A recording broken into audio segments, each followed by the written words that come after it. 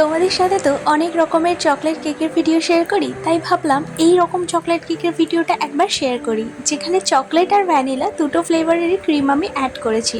Inside ফ্লেভারটা পুরোটাই chocolate ছিল, কিন্তু বাইরের ক্রিমের মধ্যে আমি চকলেটের পর ভ্যানিলা ইউজ করেছিলাম। আর এই দুটো কেকের মধ্যে কিন্তু ডিজাইনটাই সব থেকে বেশি আমার পছন্দের ছিল। কাস্টমারকে আমি কয়েকটা ডিজাইন পাঠিয়েছিলাম, আর তার মধ্যে আমার পছন্দের ডিজাইনটাই কাস্টমার আমাকে সাজেস্ট করলো যে তুমি আমাকে এটাই বানিয়ে দাও। আর কেকটা কিন্তু আমার খুব তাড়াতাড়ি বানানো হয়েছিল, মানে খুব আর্জেন্ট অর্ডার। এটা একদম সকালবেলায় আমাকে ফোন করে বলেছিল অর্ডারটা রেডি করে দিতে বিকালের মধ্যে।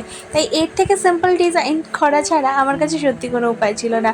আর কাস্টমারের সেরকম কোনো ডিমান্ড না থাকায় আমার তো কাজটা করতে খুব ইজি হয়েছিল। ওপর থেকে চকলেট গানাশটা আমি দিয়ে দিয়েছি। আর এই প্যাটার্নের ডিজাইনটা কিন্তু এখন খুব ট্রেন্ডে আছে, তাই এই প্যাটার্নের ডিজাইনের যে কোনো কেক কিন্তু এখন দেখতে খুব মারাত্মক লাগে। আর এরপর কিন্তু ওপরের ক্রিম দিয়ে কাজটাও আমি চকলেট ভ্যানিলা দুটো ক্রিম দিয়েই করে ফেলেছি।